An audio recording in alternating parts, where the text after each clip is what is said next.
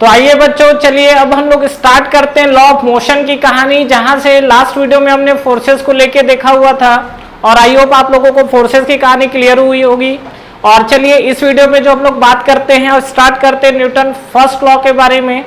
तो बेसिकली अगर आपको पता हो तो न्यूटन के टोटल 3 लॉ आए हुए हैं। तो जो पहला हमारा लॉ है that is the law of inertia भी बोला जाता है, और एक्चुअल में क्या बोला जा रहा है इसका स्टेटमेंट और एक्सप्लेनेशन को समझते हैं हम लोग। तो एक बार हम लोग स्टेटमेंट देख लेते हैं। क्या बोल रहा है कि कोई भी बॉडी आपका कंटिन्यू है, अगर आपका रेस्ट में है तो बॉडी रेस्ट पे ही रहने वाली है।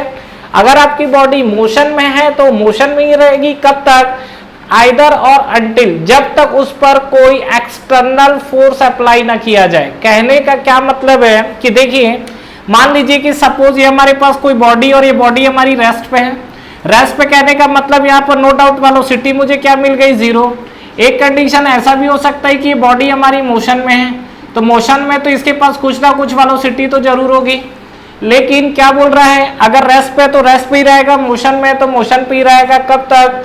जब तक इस पे कोई एक्सटर्नली फोर्स अप्लाई ना किया जाए। अब देखो एक्चुअली होगा क्या, ये बताइए कि ये तो बॉडी रेस्ट पे है, तो रेस्ट पे तो डेफिनेटली यहाँ पे मैं एक्सेलरेशन की बात करूँ तो क्या हो जाएगा? 0। जब बॉडी के पास वेलोसिटी ही नहीं है तो एक्सेलरेशन आने का तो बात ही नहीं है। यहाँ पर बात करते हैं कि बॉडी क्या है, जब वो आपकी मूव कर रही है, तो यहाँ पर बॉडी जब मूव कर रही है और इस पे कोई भी आपका एक्सटर्नली फोर्स जब अप्लाई नहीं हो रहा है, इसका मतलब यह है कि इस बॉडी के साथ जो भी वेलोसिटी है वो चेंजेस नहीं होगा। अगर मान लो सपोज बॉडी वेलोसिटी 5 मीटर पर सेकंड से मूव कर रही है और इस पे जब आप तक कोई एक्सटर्नली फोर्स नहीं लगाओगे, मतलब इस बॉडी के साथ आपने छेड़खानी नहीं की है, तो नो डाउट इस केस में अगर हमको बोला जाए तो यहाँ पर मैं ऐसा लिख सकता हूँ क्या कि यहाँ पर हमको चेंज इन वेलोसिटी हमको क्या मिलेगा? Change in velocity that is D V equal to हमको क्या मिलेगा? 0। ये समझ में आया? मतलब यहाँ पर चेंज इन वेलोसिटी 0 है, तो फाइनली मैं ये भी बोल सकता हूँ क्या कि यहाँ पर आपको एक्सेलरेशन 0 है। और ये इसका सबसे बड़ा कंक्लूजन निकल के आ रहा है क्या कि सबसे पहला चीज, अगर हम लोग कोई भी जैसे बॉडी है उस बॉडी के अंदर अगर हम देखें न्यूटन फर्स्ट लॉ के अंदर जो भी एनालिसिस होगी वहां पे, और हम लोग एक्सेलरेशन को लेके बात करेंगे तो यहाँ पर आपको एक्सेलरेशन क्या दिखेगा? 0 दिखेगा।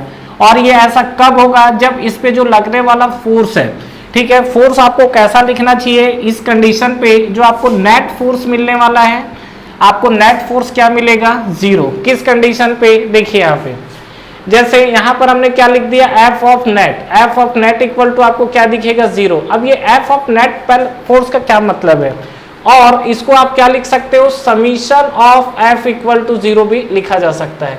इसका आप मतलब समझिएगा, जो चीज आपसे बोला जा रहा है कि समीशन ऑफ एफ का क्या मतलब है कि देखिए, अगर आपकी कोई भी बॉडी है तो जरूरी नहीं है कि बॉडी में आपके एक ही फोर्स लगे, बॉडी में 2, 3, 4 नंबर ऑफ फोर्सेस लग सकते हैं। जैसे ये मान लीजिए कि आपकी कोई बॉडी और इस बॉडी में आपका सपोज सरफेस से कोई बॉडी रखा हुआ है, तो हो सकता है कि इस बॉडी के अंदर आपका फोर्स ऐसा लगे एफ, तो यहाँ पर भी आपका हो सकता है एफ लगे। हो सकता है कि बॉडी के अंदर एफ इस डायरेक्शन में लगे, तो हो सकता है कि बॉडी के अंदर आप क्या है अलग तरीके से फोर्सेस लगा के उसको बैलेंस करने की कोशिश कर रहे हो। तो मान लीजिए कि सपोज ये F1 है, ये मान लीजिए F2 और ये आपका F3 है, तो यहाँ पर नेट फोर्स बैलेंस होने का मतलब इक्वल टू 0 होने का ये मतलब है कि ये जो हमारे पास फोर्सेस लग रहे हैं that is equal to F1 plus F2 plus F3। ये जो हमारे पास टोटल नंबर ऑफ जो फोर्स लग रहे हैं उसका जब हम लोग समीशन करेंगे तो ये समीशन हमको क्या मिलना चाहिए? 0 मिलना चाहिए। ये चीज आपको समझ में आया? तो ये जो चीज हमने बात की है नेट फोर्सेस के लिए बात की है, और इसी टाइप के फोर्सेस को हम लोग और क्या बोलते हैं? That is called balanced force. याद रखिएगा, इसी टाइप के फोर्सेस को हम लोग क्या बोलते हैं? Balanced force. मतलब बैलेंस फोर्स का मतलब ये कि अगर आपकी कोई भी बॉडी एक स्टेबल इक्विलिब्रियम में है, कोई स्टेबल कंडीशन पे है, तो उस पे जहां जहां से नंबर ऑफ फोर्सेस लग रहे हैं वो सभी का अगर हम लोग बात करेंगे तो उसका समीशन आपको क्या मिलेगा? 0। और फाइनली ये आपका निकल कर आ गया that is the balance force. अगर हमारा फोर्स अनबैलेंस कंडीशन पे होता तो वहां पर कहीं ना कहीं एक्सेलरेशन आपका क्या होता? जनरेट होता। क्लियर है? तो बैलेंस फोर्स के अंदर अगर हम लोग देखेंगे तो यहाँ पर जो आपको एक्सेलरेशन है वो एक्सेलरेशन भी आपको क्या दिख रहा है इस कंडीशन पे? 0 दिख रहे हैं। क्लियर है यहाँ तक? चलिए, तो ये हम लोग जो बात किए हैं न्यूटन फर्स्ट लॉ के अंदर जो हम लोग बात कर रहे थे, तो ये इसका ओवरऑल एक एक्सप्लेनेशन अगर आप देखोगे तो हमको सीधा सीधा ये समझ में आ रहा है क्या कि जो आपका न्यूटन फर्स्ट लॉ है सबसे पहला अप्लाई कहां पर होगा? जब आपका बॉडी कहां पर होगा? एक तो आप बोल सकते हो स्टेबल कंडीशन पे होना चाहिए, दूसरा इक्विलिब्रियम कंडीशन, स्टेबल इक्विलिब्रियम का मतलब यही है आपका summation of zero equal to क्या होना चाहिए, ये समीशन जो है इक्वल टू क्या होना चाहिए, जीरो होना चाहिए। तो ये आपकी अलग अलग कंडीशन जो निकल कर आ रहे हैं, इस चीज को समझिए। या तो आपकी बॉडी स्टेबल इक्विलिब्रियम में होगी, स्टेबल कंडीशन, या आपकी बॉडी इक्विलिब्रियम कंडीशन पे होगी, या बॉडी के साथ बोल सकता है कि बैलेंस फोर्सेस होंगे, या बॉडी के पास बोल सकता है क्या कि उस बॉडी के पास एक्सेलरेशन क्या होगा, जीरो होगा। एक चीज को ध्यान रखिएगा, अक्सर लोग मिस्टेक करते हैं, मैं यहां पर ये नहीं बोल रहा हूं कि इस पे लगने वाला फोर्स जीरो है, ठीक है। यहां पर जो नेट फोर्स है वो जीरो होगा, ध्यान रखिएगा। अगर सिंगल फोर्स है तो वही आपका नेट फोर्स बनेगा, लेकिन मल्टीपल फोर्सेस अगर लग रहे हैं तो इसका जब आप नेट फोर्स निकालोगे तो नेट फोर्स वहां पर क्या निकल कर आएगा, जीरो। क्लियर।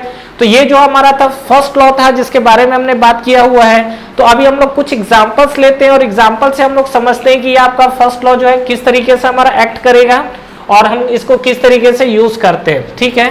तो चलिए हम लोग बात करते हैं कुछ एग्जांपल्स, और कुछ क्वेश्चंस भी मैं लेने वाला हूं पैरेलली, उस क्वेश्चंस को हम लोग सॉल्व करते हैं और देखते हैं कि हमारे पास क्या क्या वैल्यू निकल कर किस तरीके से आती है, ठीक है। तो चलिए सबसे पहले हम लोग बात करते हैं। तो सबसे पहले हम लोग देख लेते हैं स्ट्रिंग का केस। फर्स्ट हमारा जो केस है वो हमारे पास हो सकता है स्ट्रिंग हो सकता है, रोप हो सकता है, ठीक है, चैन हो सकता है, बेल्ट हो सकता है अलग अलग केस आपको दे सकता है, रॉड भी आपका हो सकता है जो कंडीशन है। तो इस कंडीशन पे देखिए क्या होगा, मान लीजिए कि सपोज ये हमारे पास ये स्ट्रिंग है और ये स्ट्रिंग से हमारी क्या है, एक बॉडी अटैच है। तो ये हमारे पास मान लीजिए ये m मास की बॉडी अटैच है, क्लियर।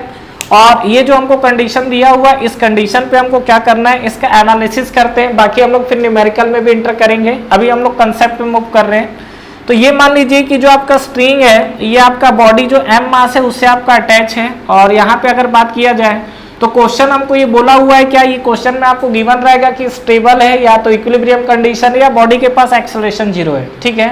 तो इस कंडीशन में देखिए स्ट्रिंग है तो स्ट्रिंग के अंदर क्या आता है, आपका टेंशन आता है। तो स्ट्रिंग के अंदर अगर टेंशन आएगा तो टेंशन, बात है इसका डायरेक्शन क्या होगा। तो देखिए कभी भी हम लोग जो टेंशन लेते हैं वो अवे फ्रॉम दी बॉडी होता है। अवे फ्रॉम दी बॉडी होने का मतलब ये जो आपका स्ट्रिंग है तो यहाँ पर अगर मास लगा हुआ तो ये ऊपर आपका क्या लगेगा, टी, और ये अगर मास है तो नीचे आपका फोर्स क्या एक्ट करेगा, mg एक्ट करेगा, ठीक है। तो यहाँ पर आपका टी जो है टेंशन ऊपर की तरफ लग रहा है और mg आपका क्या है, नीचे की तरफ लग रहा है। तो इस स्ट्रिंग में अगर हम लोग बात करेंगे तो फाइनली हम लोग क्या लिख सकते हैं, इसको T इक्वल टू हम लोग लिख सकते हैं क्या, mg। यहाँ लिखता हूँ, इस कंडीशन को हम लोग क्या लिख सकते हैं, T इक्वल टू mg। ये आपको क्लियर हुआ। अच्छा, अगर मान लीजिए बोलता है कि यहाँ पर ये जो कंडीशन है यहाँ पर हमको टेंशन लेना हो, तो यहाँ पर अगर आप टेंशन लेना चाहते हो तो यहाँ भी आपको क्या लिखेंगे, T। क्लियर है। ये तो हमारा क्या है कि एक अगर पुली अटैच था, दूसरे तरीके से अगर इसको समझिए तो यहाँ पर मान लीजिए कि सपोज ये आपकी एक बॉडी अटैच है, तो यहाँ पर हम लोग इसको m1 मास ले लेते हैं और इसी से फिर हमारी क्या है, दूसरी बॉडी अटैच है और इसको हम लोग मास ले लेते हैं क्या, m2 ले लेते हैं। इस केस में अगर हम लोग बात करेंगे तो क्या होगा, तो देखिए ये जो हमारा कंडीशन है यहाँ पर भी अब क्या होगा, आपको सबसे पहले तो मास देखना पड़ेगा और आपको क्या देखना पड़ेगा, टेंशन। तो सबसे पहले ये देखिए जो हम लोग बात करें m2 को लेके, तो ये जो आपको फोर्स लगेगा नीचे ये आपको क्या लगेगा, m2g। इस पे अगर बात करेंगे तो ये हमारा फोर्स कितना लगाएगा, दिस इज m1g। अब यहाँ पे बात कर रहे हैं टेंशन का लेके, तो देखिए यहाँ पर तो हमारा क्या था, सिंगल स्ट्रिंग था। तो सिंगल स्ट्रिंग था तो याद रखिए टेंशन हमेशा कैसा लग रहा है, अवे फ्रॉम दी बॉडी। तो यहाँ पर बात कर रहे हैं कि अगर मैं पर्टिकुलर इस स्ट्रिंग में देखूं तो ये हमारे पास बॉडी है, तो इस बॉडी में आपको कैसा लगेगा, अवे फ्रॉम दी सेंटर। तो ये हमने टी ले लिया। अब चूंकि यहाँ पर देखो स्ट्रिंग यहाँ पर आके चेंज हो गया है, जो स्ट्रिंग है यहाँ पर सिंगल स्ट्रिंग था, अगर आपका स्ट्रिंग अगर आपका चेंज होगा तो डेफिनेटली उस पे लगने वाला टेंशन भी क्या होगा, चेंज होगा। तो यहाँ पर दो स्ट्रिंग है तो इस स्ट्रिंग को हमने T1 ले लिया है और इस स्ट्रिंग में बात करूं तो देखो M2 के लिए बात करेंगे तो स्ट्रिंग जो T2 आपका अवे फ्रॉम दी क्या लगेगा, बॉडी, और M1 के लिए बात करोगे तो अवे फ्रॉम दी बॉडी आपका क्या एक्ट करेगा, ये एक्ट करेगा। तो यहाँ T2 इसलिए लिया हूं क्योंकि जो आपका स्ट्रिंग है वो क्या है, सेम स्ट्रिंग है इस कंडीशन के लिए। मतलब अगर आपको कभी भी टेंशन के लिए अगर आपको लगाना है तो टेंशन का डायरेक्शन आप कैसे डिफाइन करेंगे, ठीक है। तो यहाँ पर देखिए डायरेक्शन ऑफ टी, इसके लिए एक हम लोग कंक्लूजन देख लेते हैं क्या, it always acts away from the body. जो आपका टी है क्या लिख सकते हैं इसमें, फर्स्ट आप लिखेंगे क्या, always act away from the body, ठीक है, अवे फ्रॉम द बॉडी, और पॉइंट भी बोल सकते हो, ठीक है, अवे फ्रॉम द पॉइंट और बॉडी आपकी यही चीज है। दूसरा अगर हम लोग बात करेंगे, अगर आपकी स्ट्रिंग चेंज होगा तो उस कंडीशन में आपका टेंशन फोर्स भी आपका क्या होगा, चेंज होगा, ठीक है, string change then T is also change. और यहाँ पर अगर टी, अगर स्ट्रिंग आपका सेम है तो टेंशन भी आपका क्या होगा, सेम होगा इस कंडीशन के लिए। तो अगर मान लीजिए मैं बात कर रहा था इस बॉडी के लिए, तो इस बॉडी के अगर हम लोग एनालिसिस करें तो कैसा कर सकते हैं, तो इस तरीके से जब क्या है मल्टीपल बॉडी होती है या एक बॉडी में बहुत तरीके के फोर्स लगते हैं, तो यहाँ पर हमको एक डायग्राम ड्रॉ करना पड़ता है और उस डायग्राम को हम लोग क्या बोलते हैं, फ्री बॉडी डायग्राम। ये ध्यान रखिएगा, ये आपको लॉन्ग टाइम तक यूज आने वाला है। क्या बोला मैं, that is called free body diagram. Free body diagram में इसी को क्या है शॉर्ट फॉर्म में बोला जाता है FBD। ये जो है इसी को हम लोग क्या बोलते हैं, FBD। FBD का देखिए होता क्या है, FBD आपको कभी भी ड्रॉ करना है तो हर बार हम लोग क्या है, अभी मान लीजिए कि एक सिंपल ब्लॉक दिया हुआ है, हो सकता है कि वहां पर आपको क्या करे, मंकी आ जाए, डॉगी आ जाए, कुछ भी आ सकता है, तो क्या वहां पर हर जगह हम लोग डायग्राम बनाते रहेंगे, तो इसलिए हम लोग क्या करते हैं, इस डायग्राम को जस्ट एक पॉइंट मास की तरह क्या करते हैं, रिप्रेजेंट करते हैं। तो इसमें अगर आप FBD ड्रॉ करने का पहला नियम क्या है, नियम ऐसा कुछ नहीं है, जस्ट आपकी अंडरस्टैंडिंग है, ठीक है, जस्ट मैं इसको सिंप्लीफाई करके बता रहा हूं क्या, कि जो भी आपकी बॉडी है उस बॉडी को हमेशा आप कैसा कंसिडर करेंगे, बॉडी जो है इस बॉडी को आपको कंसिडर करना है कैसा, हमेशा पॉइंट मास की तरह, ठीक है, पॉइंट मास की तरह कंसिडर होगा। और उसके बाद उस पर जितने भी नंबर ऑफ फोर्सेस एक्ट कर रहे हैं उस फोर्सेस को उठा के आप लिख दीजिए। तो जैसे मान लीजिए कि मैं इस डायग्राम का FBD ड्रॉ कर रहा हूं, तो FBD ड्रॉ करूंगा तो आपको ये चीज दिख रहा होगा क्या, कि जो हमारे पास M1 बॉडी है उसका अलग आएगा FBD और M2 बॉडी का अलग FBD आएगा। तो यहाँ पे हम लोग बात कर लेते हैं क्या, FBD that is the free body diagram of mass M1, तो हम लोग यहाँ पे लिख दिए M1। तो M1 के लिए जब बात करोगे तो ये हमने पॉइंट मास को रिप्रेजेंट कर दिया, तो देखो ये बॉडी को हमने किससे रिप्रेजेंट कर दिया, M1 से। तो यहाँ पे आप देखोगे तो सबसे पहला चीज क्या क्या एक्ट कर रहा है, तो यहाँ पर अगर ये मास M1 है तो ये बॉडी का खुद का क्या होगा, वेट होगा, date is called M1G, clear. उसके बाद आप देखोगे तो टेंशन देखोगे तो यहाँ पर आपका लग रहा है T2, तो यहाँ पर आप देखेंगे तो ये अगेन इसी डायरेक्शन में आपको नीचे क्या लग रहा है, ये आपको लग रहा है T2। और ऊपर की अगर बात करेंगे तो आपका क्या लग रहा है, T1 लग रहा है फोर्स, तो यहाँ पर हमने स्ट्रिंग में क्या लिख दिया है, इसको हमने लिख दिया T1। ये आपको क्लियर हुआ। यहाँ पर हमने क्या किया है, जो बॉडी का मास है उस बॉडी के मास को हमने कंसिडर किया है और इस पे आपका T1 ऊपर की तरफ लग रहा है और M2G और T2 जो है आपका नीचे की तरफ लग रहा है। तो अब आपको क्या करना है, समीशन ऑफ Fx और समीशन ऑफ Fy हमको हमेशा लेने आता है। क्या होता है, चलिए एक बार इसको भी हम लोग डिस्कस कर लेते हैं। समीशन ऑफ Fx जीरो का मतलब क्या होता है कि x डायरेक्शन में जितना फोर्स आएगा वो सबको जीरो करोगे। समीशन ऑफ Fy का मतलब ये होता है कि y डायरेक्शन में आपको जितना फोर्स हो रहा है वो सब जीरो करोगे। और ये कब करना है, जब आपकी बॉडी क्या होगी, बैलेंस्ड कंडीशन में होगी, ठीक है, जब आपकी बॉडी क्या होगी, बैलेंस कंडीशन में होगी, उस कंडीशन पे ये चीजों को यूज किया जाता है। जैसा कि हम लोग फर्स्ट लॉ में देखेंगे, मैं पहले ही से हम लोग देख रहे हैं क्या, कि जो हमारी बॉडी है वो हमारी बैलेंस कंडीशन में होनी चाहिए, इक्विलिब्रियम कंडीशन पे होनी चाहिए। तो यहाँ पे अगर हम लोग बात करेंगे तो इक्विलिब्रियम कंडीशन पे क्या हो जाएगा, ये आपका ऊपर का फोर्स लग रहा है T1 और नीचे की तरफ क्या लग रहा है आपका T2 और Mg।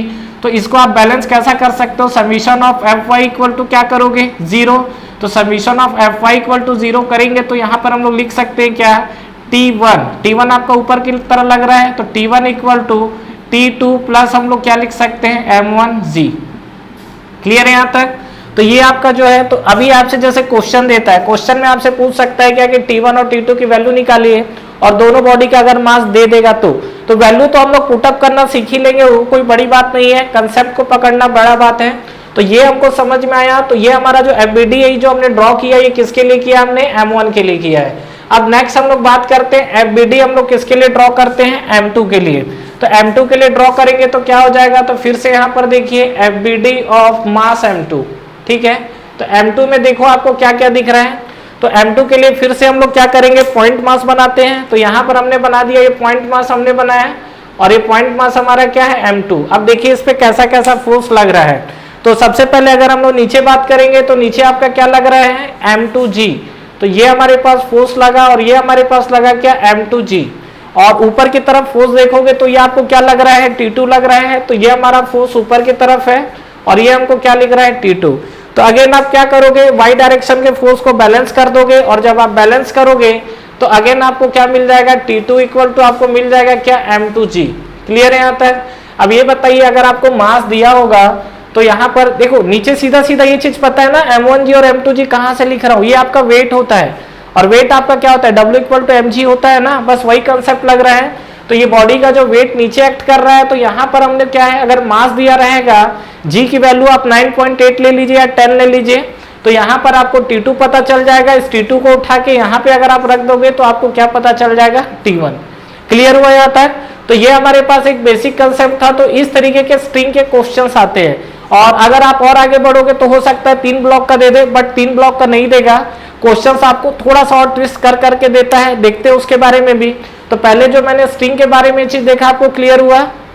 तो ये हमारा जो स्ट्रिंग की बात हुई है, ये रोप के साथ भी हो सकता है, चैन भी हो सकता है, बेल्ट भी हो सकता है, रॉड भी हो सकता है, डिपेंड करता है।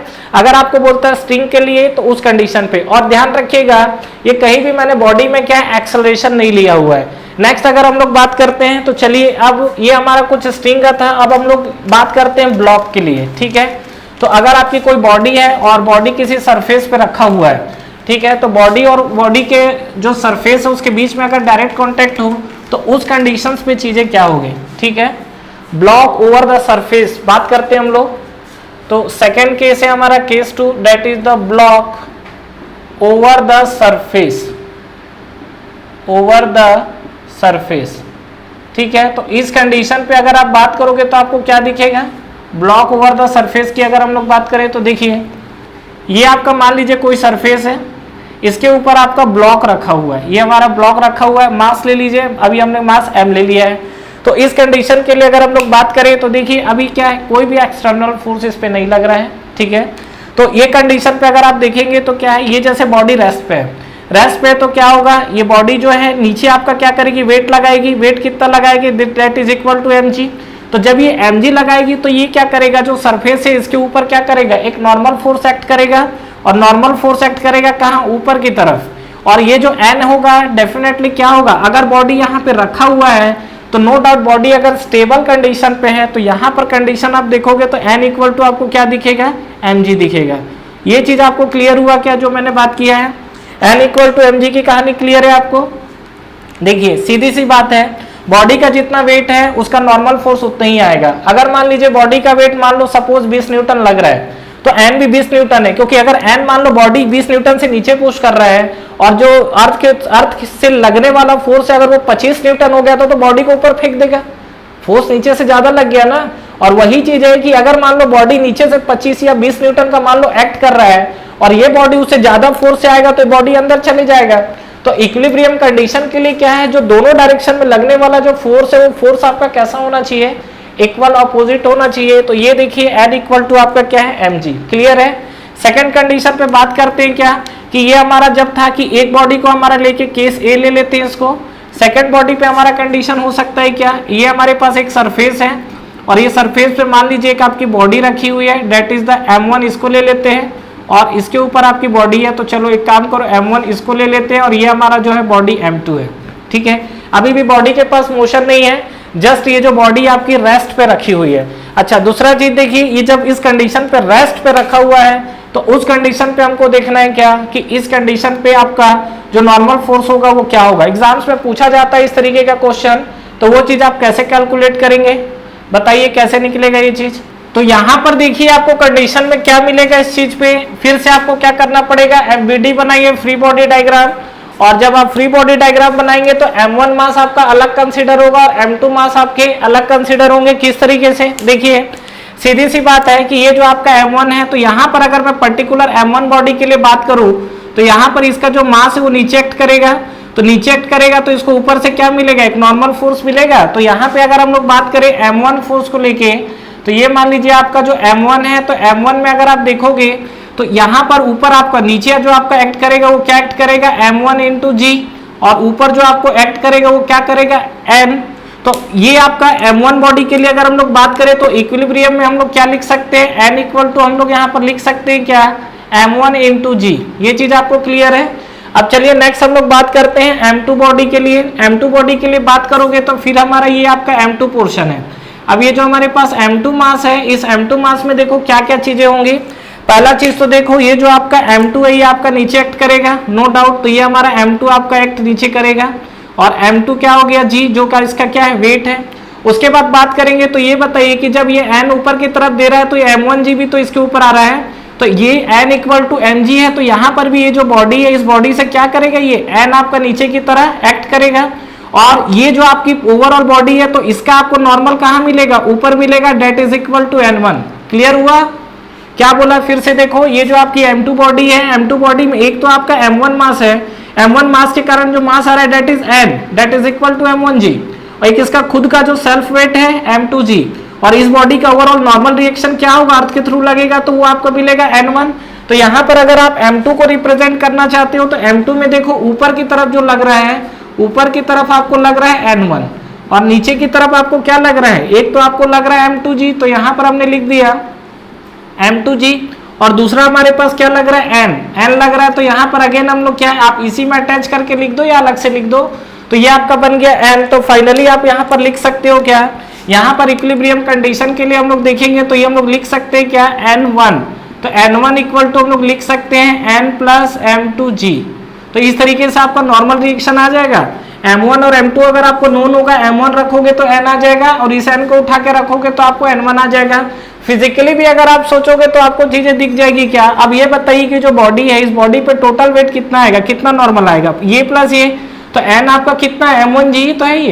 ये जो आपको N दिख रहा है, N आपको कितना M1G है और ये आपको नीचे वाला, तो दोनों का समीशन आएगा। तो M1G प्लस हम लोग क्या है यहाँ पर M2G लिख रहे हैं और इसको सिंप्लीफाई करोगे तो इसको हम लोग लिख सकते हैं क्या, M1 प्लस M2 इंटू हम लोग क्या लिख सकते हैं यहाँ पर G, that is equal to total normal force. तो ये आप देखो फिजिकली भी सोचोगे तो हो सकता है, लेकिन इसमें क्या है, मेथड अप्लाई करने पे ज्यादा फोकस करना है, क्योंकि अभी क्या है चीजें इजी चल रही है तो यहाँ दिक्कत नहीं है। जहां बॉडी के अंदर एक्सेलरेशन दिया या थोड़ा स्ट्रिंग से कनेक्ट किया तो वहां पर आप थोड़ा सा घूम सकते हो, ठीक है। वो भी अगर आपको कंसेप्ट क्लियर है तो वो भी दिक्कत नहीं होगा। जैसे जैसे आगे बढ़ेंगे हम लोग उधर भी मूव करेंगे। तो ये आपको क्लियर हुआ। तो ये हमने जो अभी देखा है ब्लॉक ओवर द सरफेस देखा हुआ है, जिसमें आपकी बॉडी क्या है, एक के ऊपर एक या जिस तरीके से रखी हुई हो। चलिए अब हम लोग एक क्वेश्चन करते हैं जहां पर आपका एक ब्लॉक और स्ट्रिंग का अटैच रहेगा। ये क्वेश्चन करते हैं, अच्छा क्वेश्चन है ये, ठीक है।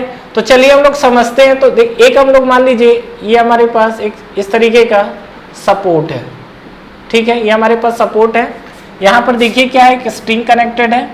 स्ट्रिंग कनेक्टेड के बाद यहाँ पर एक मास हमारे पास कनेक्टेड है और ये मास से फिर क्या है, ये हमारे पास अगेन स्ट्रिंग कनेक्टेड है और ये हमारे पास अगेन सपोर्ट है, ठीक है। और यहाँ पे अगर हम लोग बात करें तो ये जो हमारे पास कुछ कुछ चीजें दी हुई है, यहाँ पर ये आपको एंगल दिया हुआ है, this angle is the 45 degree, 45 नहीं 30 ले लो आप, ठीक है। इस एंगल को आप ले लो 30 डिग्री। और यहाँ पर ये जो बॉडी है, इस बॉडी का मास हम लोग ले लेते हैं। तो सपोज मास हम लोग ले लेते हैं 10 kg, ठीक है। ये इस बॉडी का मास है। आपको यहाँ पर देखेंगे तो आपको फाइनली क्या निकालना है, ये हमारे पास जो दोनों स्ट्रिंग है, देखो कंडीशन क्या क्या दिया हुआ है मैं आपको ये भी बता दे रहा हूँ। यहाँ पर आपको क्वेश्चन में दिया हुआ है क्या कि हमारे पास जो बॉडी है, बॉडी हमारे पास इक्विलिब्रियम में है, ये सब क्वेश्चंस में गिवन है। बॉडी हमारे पास इक्विलिब्रियम में है जो हमारे पास क्वेश्चन है। और हमको जो फाइंड आउट करना है, ये दो हमारे पास जो स्ट्रिंग है, ये दोनों स्ट्रिंग पे हम लोग टेंशन कितना आ रहा है वो हमको फाइंड आउट करना है, ठीक है। फाइंड क्या करना है, फाइंड टेंशन इन स्ट्रिंग, ठीक है, टेंशन इन स्ट्रिंग, ये हमको निकालना है, ठीक है। तो पहला चीज क्या, आप इस वीडियो को पॉज कर दो और पॉज करने के बाद आप क्या करोगे, क्वेश्चन को सॉल्व करो, ठीक है। सॉल्व करके बताइए कि T1 और T2 के बीच में अगर जो हमको टेंशन दिख रहा है तो टेंशन हमें कितना दिखेगा। अगर मैं यहाँ पर T1 और T2 निकालना चाहता हूँ तो उस केस में अगर मेरे को टेंशन आएगा तो कितना आएगा, ठीक है। टेंशन कॉपी किताब में ही हो तो ठीक है, दिमाग में नहीं रहना चाहिए, ठीक है। तो सॉल्व करिए इसको और वीडियो पॉज करो, सॉल्व करो। बाकी चलिए मैं आता हूँ, अब इसको सॉल्व करता हूँ मैं, ठीक है। कितना आंसर आ रहा है, चलिए बात करते हैं हम लोग इस पे। तो चलिए पहला चीज तो यहाँ पर ये जो आपके स्ट्रिंग है तो आपको टेंशन आइडेंटिफाई करना होगा। तो चलिए हम लोग कर लेते हैं, कोई भी T1 T2 ले लो। आपको बताया था क्या, यहाँ पर पहली बात दो अलग अलग स्ट्रिंग है तो टेंशन भी अलग अलग आएगा। और यहाँ पर इस बॉडी के लिए टेंशन लोगे तो ये आपका आएगा T away from the body, ये जो आपका टी है ये टी कहाँ आएगा, अवे फ्रॉम द बॉडी। और इसमें बात करोगे तो ये भी आपका टी क्या आएगा, away from the this point, ठीक है। और यहाँ पे अगर बात करते हैं तो यहाँ पर ये मान लीजिए T1 ले लेते हैं, इस पोर्शन पे आ रहा है तो इसको हम लोग क्या ले लेते हैं, T2 ले लेते हैं। क्लियर। अब देखिए यहाँ पर एक्चुअली है क्या चीज, यहाँ पे अगर आप देखोगे तो ये जो 10 kg का मास है तो यहाँ पर हमने लिख दिया ये 10 kg का मास है। ये 10 kg के मास में अगर आप देखोगे तो ये हमारे पास जो टेंशन है ये हमारे पास आ रहा है T1, और ये वाला जो आप एंगल देख रहे हो ये हमारे पास जो टेंशन T1 है, ये आप एंगल देखो, ये अगर 30 डिग्री है तो ये वाला एंगल भी आपका कितना हो जाएगा, this angle is also 30 degree. अब ये आपका 30 डिग्री है तो यहाँ पर जब आप सॉल्व करोगे तो ये आपको क्या मिलेगा, this is the T cos 30। जहाँ से एंगल बनता है वो कितना होता है आपका, cos बनाता है, तो ये आपका T cos 30। और ये वाला जो आपको है तो देखो ये वाला जो पोर्शन आपको बनेगा, ये पोर्शन इसका डायरेक्शन क्या होगा, डायरेक्शन इधर है तो अपवर्ड, और इसका डायरेक्शन है तो इसका डायरेक्शन कहाँ जाएगा, बाहर की तरफ। और ये आपको क्या मिलेगा, ये आपको मिलेगा T of sin 30। क्लियर है यहाँ तक। उसके बाद बात करते हैं T2 के लिए, तो ये जो आपका T2 का डायरेक्शन है तो ये आपको मिलेगा T2। क्लियर है। इसके अलावा और कुछ फोर्स जो आपको एक्ट करेगा, बॉडी का वेट नहीं छूटना चाहिए, ध्यान रखना। ये जो आपकी बॉडी है इस बॉडी का खुद का वेट लगेगा, और ये आपका 10 kg है तो 10g लिख देते हैं, बाकी आपका वेट रख देंगे। तो यही आपका होता है FBD। तो FBD में जैसे हमने यहाँ पर बनाया है, आप सीधा सीधा FBD के लिए क्या करोगे, एक पॉइंट मास बनाइए। पॉइंट मास में आप जितने भी आपके फोर्सेस है अलग अलग शो कर दो। आप कैसे शो करोगे, देखो इस डायरेक्शन में आपका लग रहा है T2, वर्टिकल डायरेक्शन में आप देखोगे तो क्या लग रहा है आपको, ये आपको मिल रहा है T of cos। अच्छा ये आपका T1 कंसिडर है तो T1 ही रखिएगा, ये आपका T1 है तो ये आपको बन जाएगा T1 cos of 30। और ये डायरेक्शन में बाहर की तरफ जो लगेगा ये आपको क्या मिलेगा, T2 sin of 30 degree. Clear है। और इसका जो वेट लग रहा है नीचे की तरफ वो आपको कितना लग रहा है, 10 of g। ठीक है, ये हमारा पॉइंट मास से ये चीजें बन गई। कहानी क्लियर। अब सुनिए यहाँ पर ये वाले T1 को तो अब कंसिडर करने की जरूरत है नहीं, क्यों, क्योंकि आपका ऑलरेडी दो कंपोनेंट में डिवाइड हो चुका है। तो अब आप यहाँ पर क्या करिए, समीशन ऑफ fx और समीशन ऑफ fy लगाएंगे, कहानी खत्म है। तो यहाँ पर सॉल्व करने के लिए सबसे पहले summation of fx equal to 0 कर लेते हैं। तो इस केस में आपको क्या दिखेगा, fx की तरफ अगर आप मूव करोगे तो यहाँ पर आपको क्या क्या दिख रहा है, सॉरी ये T1 है, ठीक है, और T2 जो अभी आपको दिख रहा है। तो यहाँ पर देखो सबसे पहले fx 0 है और fy 0 है। fy में आपका कंपोनेंट कम है, जहां पर कंपोनेंट कम है वहां पर वैल्यू आपको जल्दी निकल सकता है, तो आप उस चीज को पहले सॉल्व कर लो। तो यहाँ पे अगर हम लोग बात करें तो देखिए यहाँ पर बात करते हैं summation of fy equal to आपका 0। fy में क्या क्या लगा हुआ है, ये T1 cos 30, तो यहाँ पर हमने लिख दिया T1 cos of 30, और माइनस ये आपको क्या लिखा हुआ है, 10 of g की वैल्यू अब रख देते हैं, मैं डायरेक्ट 10 रख रहा हूँ, ठीक है, डेट इज इक्वल टू आपको क्या मिल गया 0। तो T1 की वैल्यू आपको क्या आ जाएगी यहाँ पर, ये आपको आ जाएगा 100 डिवाइड बाई cos 30, ठीक है, और cos 30 की वैल्यू क्या होती है, √3/2, तो cos 30 √3/2, ठीक है। तो ये आपको आ गया 200 डिवाइड बाई √3। देख लेना आपको आंसर किस फॉर्मेट में दिया हुआ है। और T1 जो है तो ये आपका जो यूनिट है क्या है, न्यूटन चल रहा है, तो यूनिट लिखना नहीं भूलेंगे। √3 की वैल्यू होती है 1.732, अगर वो वैल्यू रखोगे तो ठीक है, जो भी वैल्यू है। अब देखो फाइनली क्या है, देखना है कि क्या है, किस फॉर्मेट में आंसर आ रहा है। तो ये T1 आ गया। अब आप fx equal to summation fx 0 कर दो, तो समीशन fx 0 करोगे तो क्या मिलेगा, ये आपको मिलेगा T1 cos 30, और ये आपको क्या है T2। तो यहाँ पर हम लोग लिख सकते हैं क्या, सॉरी साइन है, T1 sin 30 इक्वल टू आपको क्या मिलेगा यहाँ पर T2। और फाइनली आप देखोगे तो हमको T2 ही निकालना है, तो T1 की वैल्यू कितना है, 200/√3। sin 30 कितना होता है, 1/2, तो 1/2 इक्वल टू आपको क्या मिल गया T2। और फाइनली T2 इक्वल टू देखोगे तो ये क्या हो जाएगा, ये आपका हो जाएगा 100/√2। क्लियर है। √2 से और कैंसिल करना चाहते हो तो कर सकते हो, चीज वही है, कोई दिक्कत नहीं है। जैसे यहाँ पर क्या √2 का ऊपर नीचे मल्टीप्लाई करोगे, क्या बोल रहा हूँ, इस पे आप क्या करो, √2 का ऊपर नीचे मल्टीप्लाई कर दो। इस फॉर्म में कभी कभी आपको आंसर बोल देता है निकालने के लिए, तो ये क्या हो जाएगा, ये आपको नीचे बन जाएगा 2, तो ये हो जाएगा 50, और ये आपको क्या बन जाएगा √2, that is equal to T2 newton. तो ये आपको आ गया T2 की वैल्यू। तो ये आपको समझ में आया, जहां पर हमारा स्ट्रिंग और पुली आपका एक दूसरे से कनेक्टेड था, उस केस के लिए ये आपका कंडीशन। क्लियर है? तो ये हमारे पास कुछ इस तरीके के एग्जाम्स में क्वेश्चंस आते हैं, और जो एग्जाम्स में क्वेश्चन आता है तो हमको इस तरीके से डील करना है। तो अभी तक देखिए जो हमने क्वेश्चंस देखा हुआ है, सब आपका जो था कहीं ना कहीं फ्लैट सरफेस को लेके हम लोग बात कर रहे थे। अब हम लोग मूव करते हैं क्या, इंक्लाइंड सरफेस की तरफ, कि अगर हमारा बॉडी इंक्लाइंड सरफेस पे रखा हो तो उस केस में आपका क्या होगा। ठीक है, तो ये हमारा कॉम्बिनेशन था। नेक्स्ट हम लोग बात करते हैं। तो नेक्स्ट हमारा क्वेश्चन देखिए, body put on inclined surface. ठीक है, तो नेक्स्ट देखिए, हमारा जो बॉडी है वो इंक्लाइंड सरफेस में आपका रखा हुआ है। जैसे मान लो आप गए पहाड़ पे घूमने, ठीक है, पहाड़ पे घूमने गए, तो हो सकता है कि आप घूम रहे हो, और हो सकता है कि किसी इंक्लाइंड पहाड़ पे आप क्या हो गए हो, खड़े हो गए हो।